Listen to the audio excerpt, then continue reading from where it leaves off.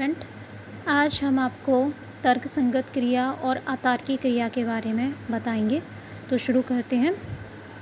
तो इस जो तर्कसंगत क्रिया दी थी वो किसने दी थी? विल्फ्रेडो पैरेटो, जो कि एक समाजशास्त्री और अर्थशास्त्री थे, जिन्होंने सामाजिक और आर्थिक क्रियाओं के बारे में अपने विचार प्रस्तुत किए। उन्होंने मानव व्यवहार को 2 हिस्सों में बांटा है।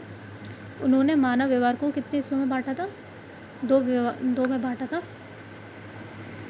एक था पहला तर्कसंगत क्रिया और दूसरा था अतार्किक क्रिया, logical action and non logical action.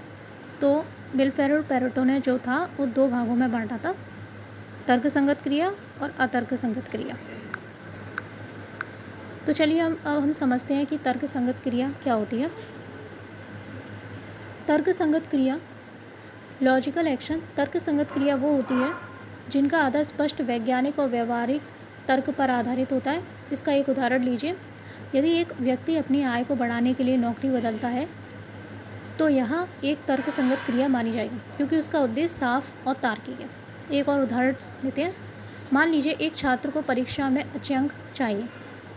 इसके लिए वह टाइम टेबल बनाता है और उसे फॉलो करके हर दिन पढ़ाई करता है। तो जो तर्कसंगत क्रिया होती है वो है, इस क्रिया में छात्र का उद्देश्य क्या था? स्पष्ट था, अच्छे अंक प्राप्त करना था। इसके लिए उसने एक योजना बनाई और उसे कार्यान्वित किया, जो एक तर्कसंगत क्रिया पर आधारित है। उसकी क्रिया वैज्ञानिक सोच पर आधारित है। अब देखते हैं हम अतार्किक क्रिया, नॉन लॉजिकल एक्शन। अतार्किक क्रिया वो होती है जिनका कोई स्पष्ट तर्क नहीं होता है, जो अधिकतर भावनाओं, परंपराओं या सामाजिक मान्यताओं पर आधारित होती हैं।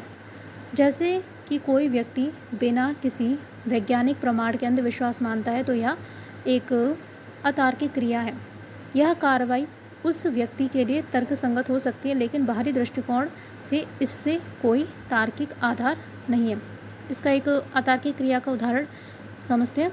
एक और छात्र है जो मानता है कि परीक्षा में अच्छे अंक लाने के लिए उसे हर दिन सुबह उठते ही अपने बाएं पैर को अपने ज़मीन पर रखना चाहिए।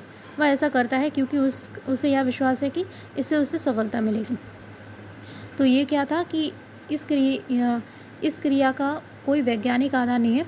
यह एक विश्वास या अंधविश्वास पर आधारित होती है, जो बाहरी दृष्टिकोण से अतार्किक प्रतीत होती है। वास्तव में इसका परीक्षा के अंकों पर कोई सीधा प्रभाव नहीं पड़ता है। तो तर्कसंगत क्रिया वो होती है जो तर्क पर आधारित और तथ्य होते हैं, जबकि अतार्किक क्रिया वो होती है जो व्यक्तिगत मान्यताओं या भावनाओं पर आधारित होती है, जिनका कोई ठोस आधार नहीं होता है। तो आई होप आपको ये तर्कसंगत और अतर्कसंगत क्रिया को आपको समझ में आया हो। अगर आपको वीडियो अच्छा लगा हो तो लाइक शेयर कीजिए और सब्सक्राइब कीजिए हमारे चैनल को। Thanks for watching. अगर आपको कोई भी डाउट हो तो आप कमेंट बॉक्स में हमें कमेंट कीजिए, मैं आपको उससे रिलेटेड डाउट आपको क्लियर करूँगी। और आपको नेक्स्ट टॉपिक किसके ऊपर जानना है सोशोलॉजी में, ये आप मुझे ज़रूर बताइए, मैं उस टॉपिक के ऊपर वीडियो बनाऊँगी। Thanks for watching.